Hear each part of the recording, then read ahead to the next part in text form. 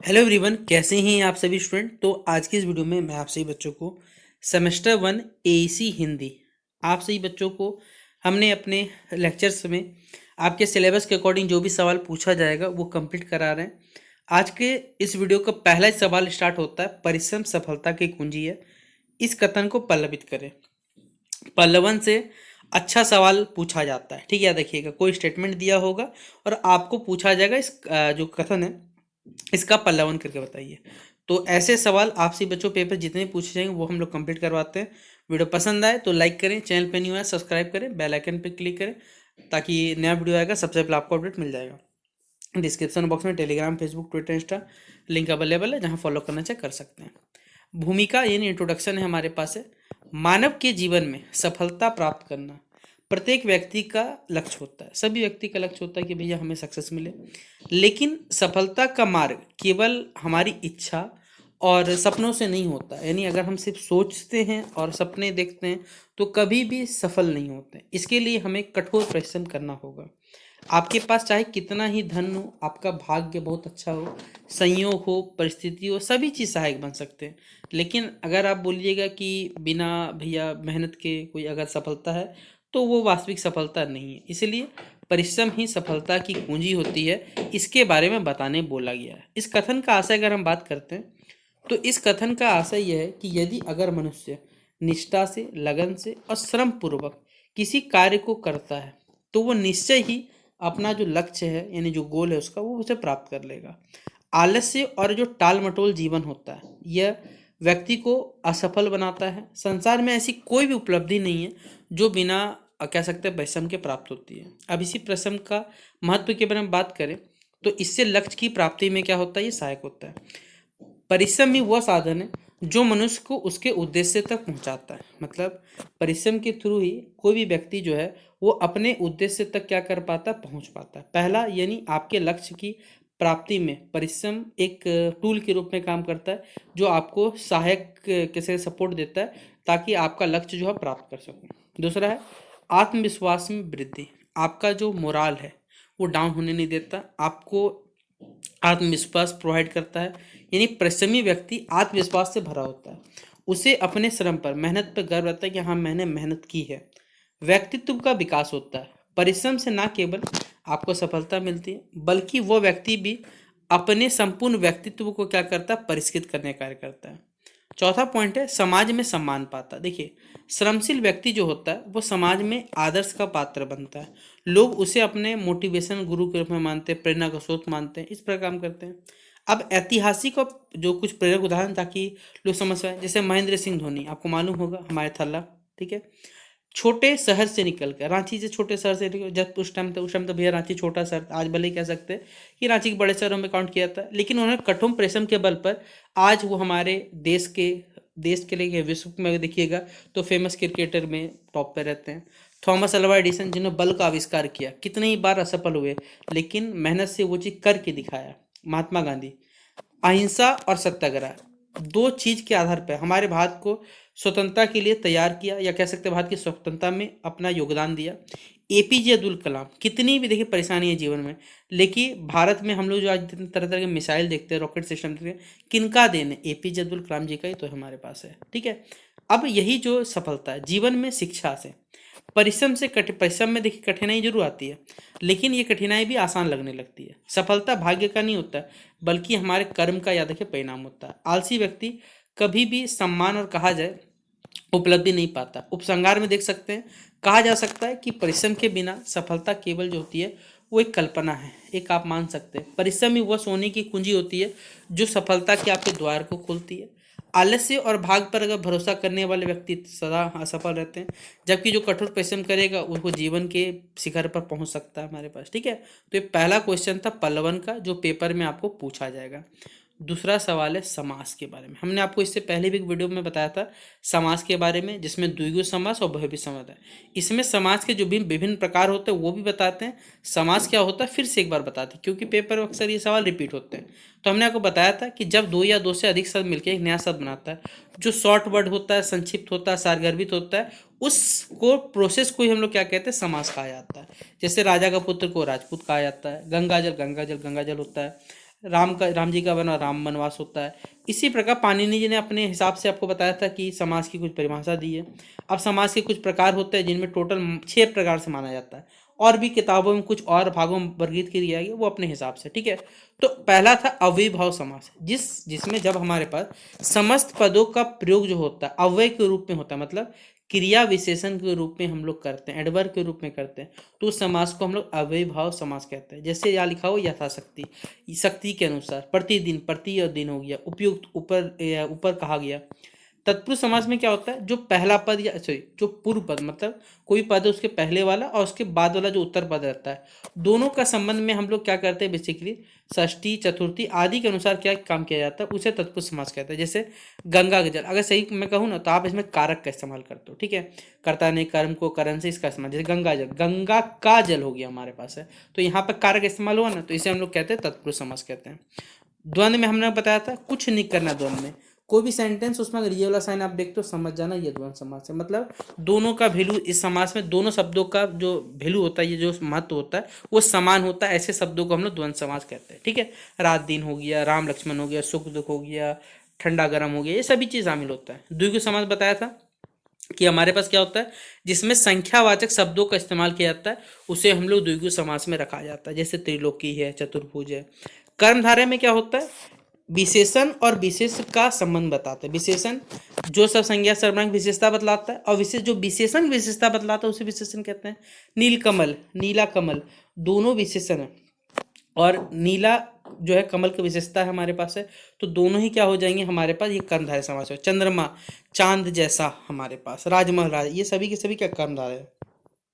और बहुवीर बताया था हमने, जिसमें खुद का अर्थ ना बता के किसी दूसरे की ओर संकेत करता है, जैसे नीलकंठ, नीला कंठ वाला, ये नीला गले वाला, तो शिव जी के बारे में बता रहा है। दशानन हो गया रावण के बारे, पीताम्बर श्री कृष्ण जी हो गया।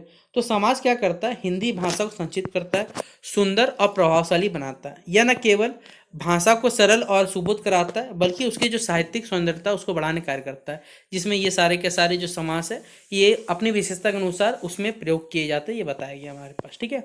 अब इसी समाज से देखिए आपका जो कुछ कुछ समाज से एमसीक्यू क्वेश्चन भी आता है, जैसे राजपथ, ये किस प्रकार का समाज होता है, ठीक है। राजपथ मतलब बेसिकली अगर आप पढ़ोगे तो राजा का पथ, यहाँ पर हमारे पास तत्पुरुष समास हो जाएगा। शेर का पर्यायवाची शब्द क्या होता है, तो याद देखिएगा शेर का पर्यायवाची शब्द सिंह होता है हमारे पास। फिर है आधार का विलोम शब्द क्या होता है, तो निराधार होता है। लड़की का लिंग निर्णय क्या होता है, लड़की जो है क्या है आपको पता, स्त्रीलिंग है हमारे पास है। जो कभी ना मरता उसे क्या कहते हैं, तो उसे अमर कहा जाता है। नाक कटना मुहावरे का शाब्दिक अर्थ क्या होता है, उसका अर्थ शर्मिंदा होना होता है हमारे पास। घर का बेदी लंका ढाए, मतलब किसके लिए बात हो रहा है, ये विभीषण के बारे में बोला जा रहा है। लेकिन क्या है, मुहावरा है, लोकोकेतिया समास है, तत्सम सद है, तो ये लोकोकेतिया होता है। अगला है किसी कथन को विस्तृत रूप में लिखने की प्रक्रिया क्या कहलाता है, हमने बताया था ये पल्लवन कहलाता है, देखिएगा, ठीक है। किसी बड़े विषय को छोटे रूप में लिखना ये संक्षेपण कहलाता है, हमारे पास समरी कहलाता है। इसी तरह यूनिट 2 से आपका जो संप्रेषण से जुड़ा हुआ सवाल आ सकता है। संप्रेषण का शाब्दिक अर्थ है विचारों का, याद रखिएगा, आदान प्रदान करना। संप्रेषण का सबसे महत्वपूर्ण तत्व क्या है, फीडबैक, याद रखिएगा, ठीक है। लोग उससे, जैसे आपसे ही बच्चों को मैं पढ़ा रहा हूँ तो आपको कैसा लगता है वीडियो, कमेंट बॉक्स में बताते, ये फीडबैक हो गया हमारे पास, ठीक है। तो संप्रेषण का सबसे महत्वपूर्ण तत्व क्या है हमारे पास है, फीडबैक है, ऑप्शन नंबर डी। फिर अगला है जब संप्रेषण में केवल सूचना दी जाती है और प्रतिक्रिया नहीं दी जाती है, तो इसे हम लोग क्या कहते हैं, वन वे संप्रेषण कहते हैं, याद रखिएगा, ठीक है, एक पक्षीय संप्रेषण कहते हैं। संप्रेषण की सफलता किस पर निर्भर करती है, याद रखिएगा, कि जो लोगों के पास संदेश पहुंचा, लोग समझ पा रहे नहीं पा रहे, यानी प्राप्तकर्ता की समझ पे यह क्या करता है, डिपेंडेंट करता है। अगला है मोबाइल, ईमेल, व्हाट्सअप, ये सब के सब किस प्रकार के माध्यम है, तो ये सब बेसिकली डिजिटल जो टेक्नोलॉजी के मीडियम है हमारे पास, ठीक है। तो आधुनिक तकनीकी माध्यम, ऑप्शन नंबर बी। संप्रेषण में नॉइज का क्या अर्थ होता है, तो नॉइज मतलब ही होता है शोर, बाधा, भ्रम को बुलाया जाता है, ऑप्शन नंबर डी। फिर है संप्रेषण का प्रकार, जिससे संगठन के उच्च स्तर से निम्न स्तर तक की सूचनाएं दी जाती, उस प्रकार के संप्रेषण को क्या कहते हैं, याद रखिएगा, अधोमुखी संप्रेषण, सॉरी अधोमुखी संप्रेषण कहा जाता है, जो कि ऑप्शन नंबर सी में दिया हुआ है। फिर अगला है जब कर्मचारी अपने सुझाव, शिकायत या विचार रूप के अधिकारियों तक पहुंचाते हैं, तो ये क्या कहलाता है, आरोही संप्रेषण कहलाता है, याद रखिएगा, हमारे पास ऑप्शन नंबर बी हो जाएगा। अगला हमारे पास, अच्छा ये 17 एमसीक्यू था जो आपके सिलेबस के अकॉर्डिंग जो पूछा जाएगा वो मैंने आपको यहाँ पर बता दिया। एक पेपर में और सवाल आ सकता है ये वाला, इस कथन का पल्लवन, करत करत अभ्यास के जड़मती हो सुजान, रस्सी आवत जात ते सिल पर पड़त निशान। ये संत कबीरदास जी का दोहा है, आपने सुना भी होगा। इस कथन का हमें पल्लवन करने बोला गया है पेपर में, आया हुआ सवाल है पेपर में। आइए सवाल को शुरू करते हैं। सबसे पहले हम इसकी भूमिका को बनाने की कोशिश करते हैं, यानी इंट्रोडक्शन बताते हैं। मानव जीवन में परिश्रम और अभ्यास का कोई भी कहा जाए विकल्प नहीं है, कोई ऑप्शन नहीं है। और खासकर लड़कों के जीवन में, चाहे लड़कियों के जीवन में, ठीक है, शॉर्टकट तो नहीं है किसी के जीवन में कहा जाए। कार्य कितना भी कठिन क्यों ना हो, यदि अगर हम सभी मनुष्य धैर्यपूर्वक निरंतर उस कार्य को करते रहे तो कोई भी काम असंभव तो नहीं है, ठीक है।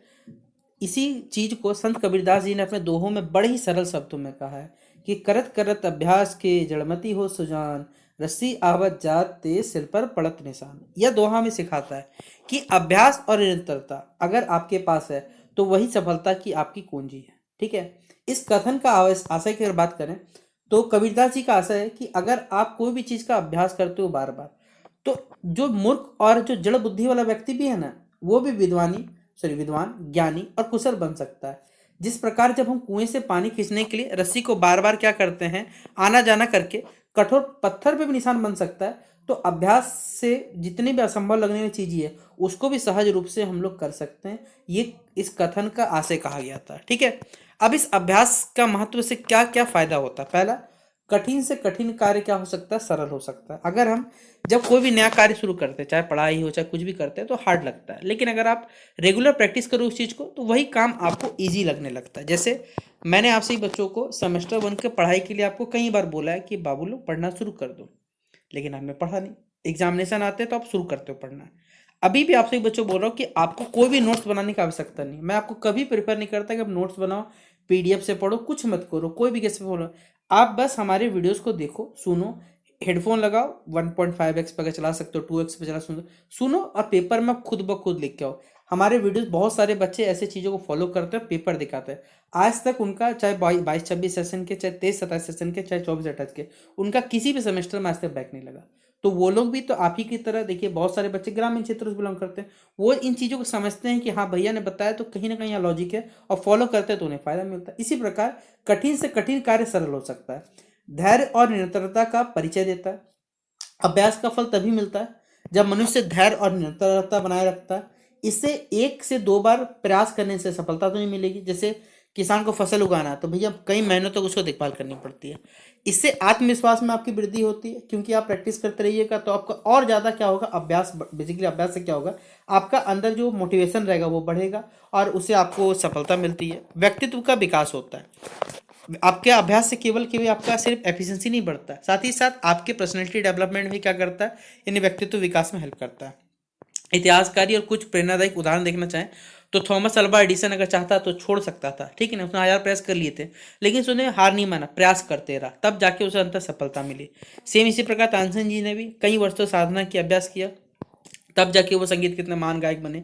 खिलाड़ी हो, चाहे कह सकते खिलाड़ी के जीवन में हो चाहे विद्यार्थी जीवन में, सभी के जीवन में अगर आपको कह सकते अच्छे मार्क्स लाना है या फिर अपना अच्छा प्रदर्शन करना है तो कई वर्षों तक आपको प्रैक्टिस करना पड़ेगा। व्यवहारिक जीवन में इस कथन से हमें सफलता मिलती है कि असफलताओं से घबराना नहीं चाहिए। छोटे छोटे बेसिकली प्रयास जो होने चाहिए, अगर आपको छोटे छोटे प्रयास करिए तभी आपको धीरे धीरे करके परिणाम बड़े मिलते चलेंगे, इस प्रकार, ठीक है। संत कबीरदास जी का ये जो कथन है ये इतना पहले अपने समय में प्रासंगिक था, उतना भी आज के समय में हमारे पास है कि सफलता का बाबू लोग कोई भी शॉर्टकट नहीं है, ठीक है, याद रखिएगा। शॉर्टकट नाम, अगर आपको शॉर्टकट सक्सेस चाहिए तो आपका सक्सेस भी शॉर्ट टर्म तक ही चलेगा, लॉन्ग तक नहीं चलने वाला, याद रखिएगा।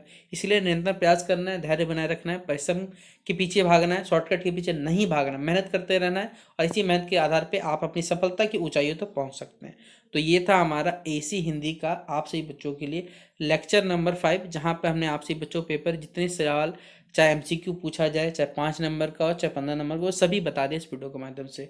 तो वीडियो अगर आपको लगता है आपके लिए हेल्पफुल बना है, आप वीडियो को लाइक और शेयर कर सकते हैं। और बाकी कुछ भी पढ़ना रहे तो प्लेलिस्ट सेक्शन पे आपको वीडियोज अवेलेबल है, वहाँ से पढ़ सकते हैं, ठीक है। तो शेयर करें इस वीडियो को अपने सभी पढ़ने लिखने दोस्तों के साथ। मिलते हैं इस वीडियो पे, तब तक की जय हिंद और जय भारत।